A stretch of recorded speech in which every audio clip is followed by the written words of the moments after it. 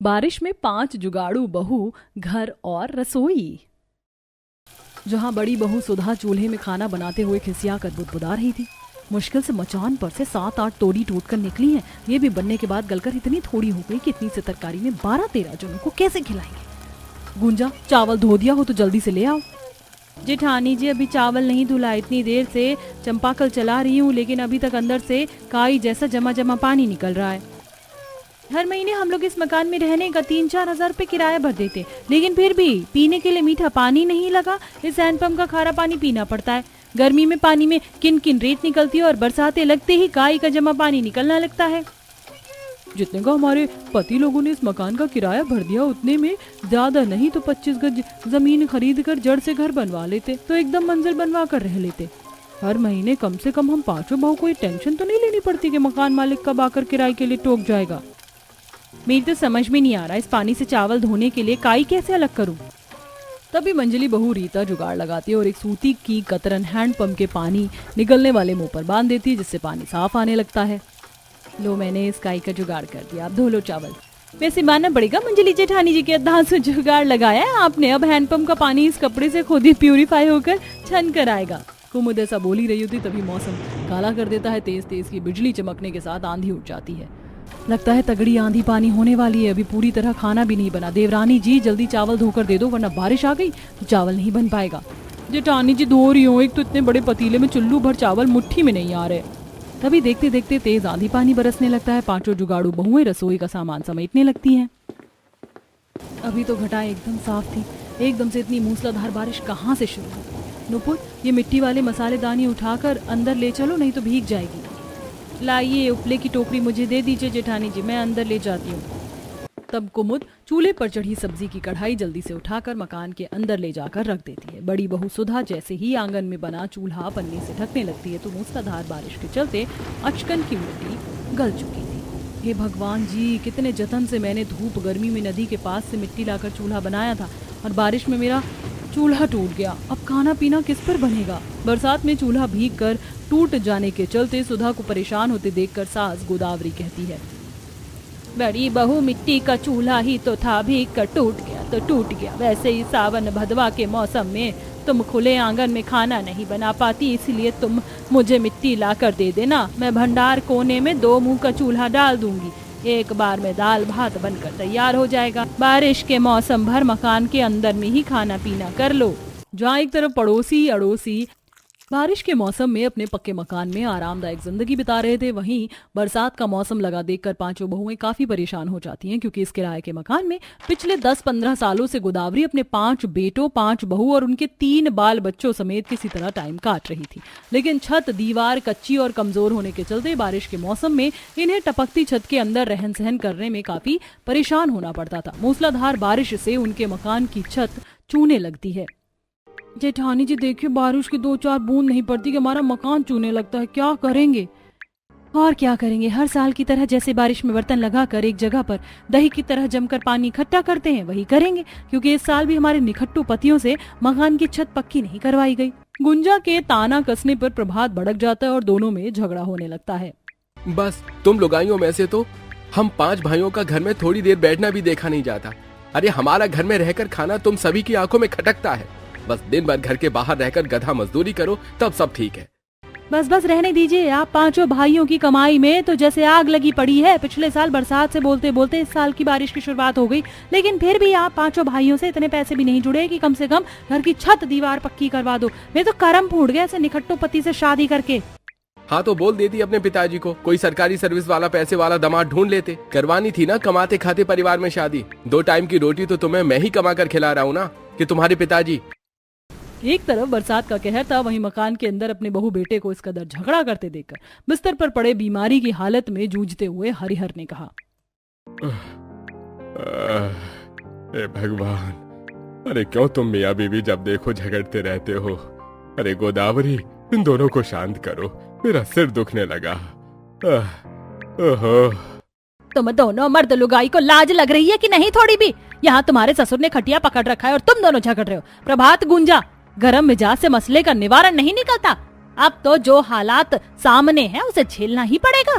तभी बड़ा बेटा मनोहर नरमी से समझाता है, देखो तुम सब तो जानती हो मानसून के मौसम में हमारा दिहाड़ी भत्ते का काम बहुत ही ठप हो जाता है, वरना पक्का करवा देते। और वैसे भी किराए के मकान में रहकर खुद के पैसे लगाकर काम करने से मकानदार किराए में नहीं कटेगा। कुछ खाना बनाया है तो दे दो, हम खाकर काम पर जाएं। रीता बहू अपने देवर जेठ पति को खाना परोस दे। तभी रीता असहज होकर कहती है, माँ जी केवल सब्जी बन पाई है, भात बनाने जा रही थी, इतने में बारिश हो गई। रीता बहू देख, रात की कोई बासी कोसी रोटी बची हो तो दे दे। तुम पांचों के पतियों को इतनी समझदारी है कि चूल्हा टूटा पड़ा है तो टटका चावल कहाँ से मिलेगा। तब रीता थोड़ी थोड़ी सब्जी के साथ हिचकिचाते हुए रोटी परोसती है। जेठ जी वो सब्जी कम है इसलिए थोड़ी थोड़ी दी है। कोई बात नहीं, इतने में तो रोटी खा लेंगे। पांचों थोड़ी सी सब्जी के साथ छुआ छुआ कर रोटी खाते हैं और हल्की बूंदाबांदी में रोजी भत्ते के लिए निकल जाते हैं। तभी नुपुर दुखी भाव से कहती है, सब्जी कम होने के चलते हमारे पतियों ने पेट भरकर खाना भी नहीं खाया, थोड़ा अचार भी होता तो खा लेते बढ़िया से। जार का आधे से ज्यादा अचार तो बाल बच्चों ने खाकर खत्म कर दिया। उन्हें भी तो रोज अचार पराठा देते थे, ऊपर से इस साल तो बाजार में कच्ची कैरी भी इतने महंगे दाम पर बिक रही है कि सोचना पड़ता है। कुमुद की ये बात सुनकर रीता के दिमाग में जुगाड़ आता है। अरे जब बिना खरीदे ही आम का अचार लगा सकते हैं तो बेफिजूल के पैसे क्यों फूकना। आज कितनी देर तक पीट पीट कर आंधी पानी बरसा है, पता है जंगल में पेड़ से कितने सारे आम गिरे होंगे। ये तो हमने सोचा ही नहीं, चलो इससे पहले कि कोई और जाकर वो सारे आम बीन के ले जाए। चलो। तभी बारिश में भीगे हुए दोनों बड़ी बहू रीता सुधा के बच्चे स्कूल से आ जाते हैं। माँ छोटी चाची आप सब लोग कहाँ जा रही हो, मैं भी चलूंगा। राजू बेटा हम जंगल जा रहे हैं, तुम्हारे लिए मीठे रसीले आम चुन कर ले आएंगे, तुम घर में रहो। थोड़ी देर में पांचों बहुएं जंगल पहुंच जाती हैं, जहां ठंडी ठंडी हवा चल रही थी और शाखाओं पत्तों पर जमी बूंदें गिर रही थी। जमीन पर बहुतायत के आम पेड़ से टूट कर गिरे थे, जिसे देखकर पांचों जुगाड़ू बहू खुश होकर जल्दी जल्दी चुनने लगती हैं। जरा देखो ये शहरी दशहरी कच्चे आम कितने बड़े हैं, पता है बाकी मालदे और लंगड़े आम की तुलना में इसमें काफी गूदा होता है और इसका अचार भी अच्छा लगता है और काफी समय तक टिकता है। वैसे कुछ देर की बारिश से मौसम के वातावरण में कितनी ठंडक आ गई है और पेड़ पौधों ने भी नहा लिया। तभी जंगल के बीच बनी मड़ई में से बूढ़ी दुलारी बाहर आती है। अब आई हो तुम बहुएं, मैं कब से तुम्हारी बाट जो रही थी। कैसी हो दुलारी दादी, तबीयत तो ठीक है? हाँ मैं तो एकदम चंगी वाली हूँ। पेड़ पौधों की शुद्ध ताजी हवा शरीर में लगती है, जंगल से ही फल चुनकर भरण पोषण कर लेती हूँ। वैसे दुलारी दादी आपको इतने घने जंगल में अकेले रहने में जंगली जीव जंतु का जोखिम नहीं लगता? रीता बहू इस जग में जानवरों से वफादार तो इंसान भी नहीं होता।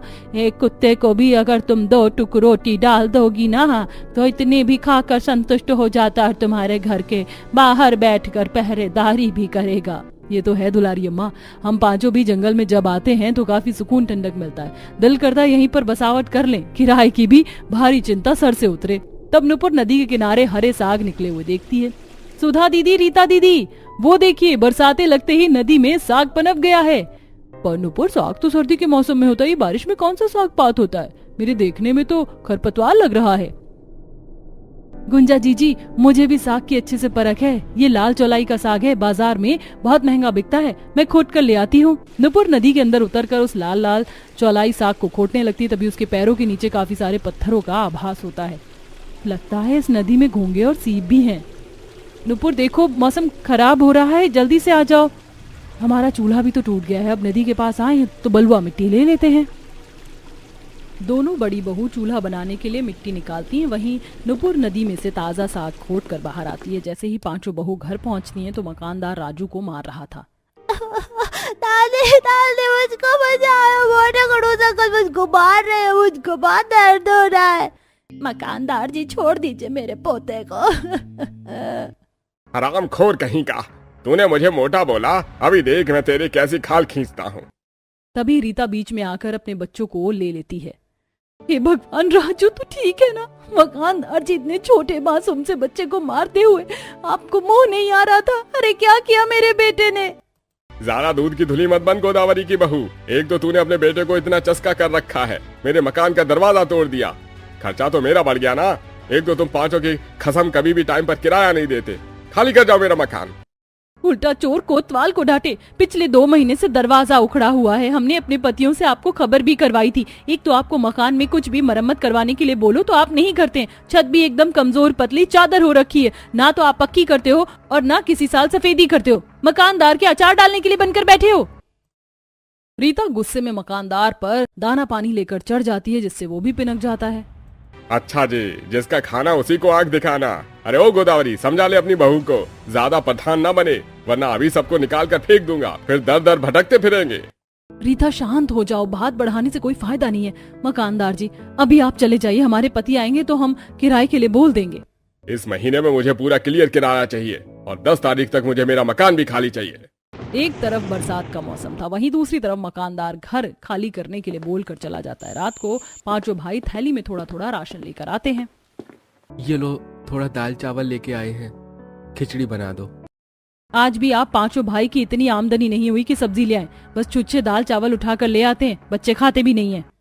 नूपुर, तुम ऐसे ताने मार रही हो जैसे हम भाई दिन भर बाहर बैठकर झक मार रहे थे, दिन भर खाली बैठे थे, शाम को दिहाड़ी लगी है, जितनी आमदनी होगी उतने में तो खर्चा लेकर आएंगे, अब क्या कोलू में सर दे दें? हे भगवान, दिवाकर नुपुर, तुम दोनों चुप हो जाओ। वैसे ही मकानदार खाली करने को बोल के गया है। क्या मकानदार ने खाली करने को बोला है घर? लेकिन क्यों? गोदावरी मनोहर को पूरी बात बताती है, जिस पर वो बौखला कर कहता है, अरे तुम लुगाइयों को क्या जरूरत है उस दुकानदार को मुंह लगाने की? अब ऐसे बरसात के मौसम में हम घर कैसे खाली करेंगे? और अब इतने सस्ते में मकान भी नहीं मिल रहा। दूसरे लोग 25-25 गज के पक्के मकान का किराया भी 5 से 6 हजार रुपए है, और अभी हमारा दिहाड़ी भत्ता का काम नहीं चल रहा। अब तुम घर ढूंढना। गुस्से गुस्से में पांचों भाई घर में बैठ जाते हैं, जिससे दिहाड़ी का काम भी छूट जाता है और घर चूल्हा भी नहीं जलता। तभी पूजा गौरी खाने के लिए ललकते हुए, मम्मी मम्मी, मेरे जोर से भूख लगी है, कुछ खाने को बना दो। क्या बना कर दूं तुझको गौरी? रसोड़े में एक मुट्ठी चावल भी नहीं पड़ा है कि पका कर दे दूं। चाची, चावल नहीं है तो हमें नमक तेल लगाकर रोटी दे दो, हम खा लेंगे। पूजा को रोटी मांगते देख के सुधा गुस्से में मनोहर को सुनाती है, आप पांचों भाई की मती में गोबर भर गया है क्या? 2 दिन से घर में चूल्हा नहीं जला और आप सब घर में बैठकर ओल पे मिट्टी चढ़ा रहे हैं। काम धंधा तुम जाकर कमाकर खुद चला लो घर। तभी पड़ोसन शशिकला मुंह में आकर बच्चों के लिए अपनी रसोई से खाना दे जाती है। ये लो सुधा, आलू गोभी की सब्जी, रोटी और दाल मखनी है, तीनों बाल बच्चों को खिला देना। धन्यवाद काकी। ऐसे ही देखते देखते मकान खाली करने का मोहलत खत्म हो जाता है। मकानदार भरी बारिश में सबको मकान से बेघर कर देता है। अरे चलो फूटो सब मेरे घर से, और खबरदार जो यहाँ आज के बाद भटके। अरे अभी मकान के अंदर हमारा सामान रखा है, उसे लेने दीजिए। एक सुई भी तुम्हें मकान में से लेकर नहीं जाने दूंगा। एक तो तुम गरीब मेरा 3 महीने का किराया पचा गए, अब एक एक चीज बेच के वसूल करूंगा। पांचों बहुएं, बूढ़े, सास ससुर, बाल बच्चे और पतियों के साथ बरसती आंधी पानी में रोड पर चलने लगती हैं, जहां जल भराव था। आसमान में जोर जोर से बादल गरज रहे थे। मम्मी, मुझे पानी में डर लग रहा है और ठंड भी लग रही है, घर कब आएगा? घर तो हमसे छिन गया, कोई घर नहीं है। बारिश तूफान में थोड़ी दूरी तय करते हैं, बड़े बड़े ओले गिरने लगते हैं, जिससे हरिहर के सर से खून बहता है। राम जी, मनोहर के बाबूजी, लगता है इस बारिश में हम ढेर हो जाएंगे बहुओं। माँ जी, ऐसा कुछ नहीं होगा, आप सब आइए। तब पांचों जुगाड़ बहुएं उन्हें जंगल में लाती हैं। सब लोग एक घने पेड़ के नीचे शरण लेते हैं। पूरे जंगल में पेड़ों से पत्ते टूट कर गिरे थे, जैसे कि केले, बरगद, शीशम के पत्ते, जिसे देख बहुओं को जुगाड़ आता है। इस आंधी तूफानी बारिश में हम बिना घर के इस पेड़ के नीचे रात काट नहीं पाएंगे, हमें बसावट करनी होगी। देखो, तूफान में कितने सारे पत्ते टूटकर गिरे हैं। पुराने जमाने में जब पक्के घर नहीं होते थे तो आदिवासी भी पत्तों के घर में गुजर बसर करते थे। पांचों बहुएं बरसात में भीग भीग कर पत्तों का आश्रय डालने की कोशिश करती हैं, लेकिन वो हवा के तीव्रता से तिनके की तरह बिखर जाता है, जिस पर नुपुर, इस तरह हम अपनी बसावट खड़ी नहीं कर पाएंगे क्योंकि ये पत्ते हल्के हैं। तभी उन पांचों के पति भी मदद के लिए आते हैं और दिवाकर कहता है, देखो, बसावट करने के लिए पत्तों के साथ ठोस लकड़ी चाहिए होगी, तब बात बनेगी। हमें अपनी गलती का पछतावा है, हमें माफ कर दो। तब पांचों शीशम, देवदार जैसे ठोस पेड़ की लकड़ियां काट कर लाते और जमीन खोद कर नींव डालते हैं। तभी तीनों बच्चे एक पेड़ में से चिपचिपा पदार्थ ले जाते हैं। माँ देखो, हमें पेड़ से गोंद मिला। ये तरल पदार्थ मेरे हाथों में चिपक गया। रीता, ये पदार्थ हमारे घर में पत्तों को चिपकाने में मदद करेगा। बच्चों, ये पदार्थ और लेकर आओ। तीनों बच्चे उस पेड़ की छाल से गोंद इकट्ठा करके लाते हैं। तीनों बहू पतियों के साथ लगकर घर बनवाती हैं। 2 बहू नुपुर, कुमुद भोजन की व्यवस्था में लगती हैं। देखो, मुझे जंगल में से कितनी सब्जी मिली है। ये जंगली गोभी, कुंदरू और अरबी के पत्ते, इसके पकौड़े बहुत ही स्वादिष्ट बनते हैं। देखो, इस नदी के किनारे कितने सारे बड़े बड़े पत्थर थे, इसमें हम अपने लिए छोटी मोटी रसोई बना सकते हैं और सामान भी। तब दोनों पत्थर लकड़ी से जुगाड़ू रसोई बनाती हैं। और उसकी छत को खजूर, केले के पत्ते और नारियल के पत्ते से टिकाऊ मजबूत करती हैं और ईंट पत्थर से जुगाड़ू चूल्हा बना लेती हैं। किसी तरह हमने इस पत्थर से जुगाड़ू चूल्हा तो बना दिया, लेकिन पकाने और परोसने के लिए हमें बर्तन की आवश्यकता लगेगी। और इतनी भीषण बारिश में तो इस जंगल में सूखी मिट्टी मिलना भी असंभव है, जो हम मिट्टी के बर्तन ही बना ले। कुमुद नुपुर ऐसा सोचकर बर्तनों की तलाश में आगे निकलती हैं, जहां उन्हें फलदायी महुआ का पेड़ दिखता है, जिस पर से सफेद मोती जैसे महुआ पूरे जंगल में चू कर गिर रहे थे, जिसे देखकर कुमुद प्रसन्न हो जाती है।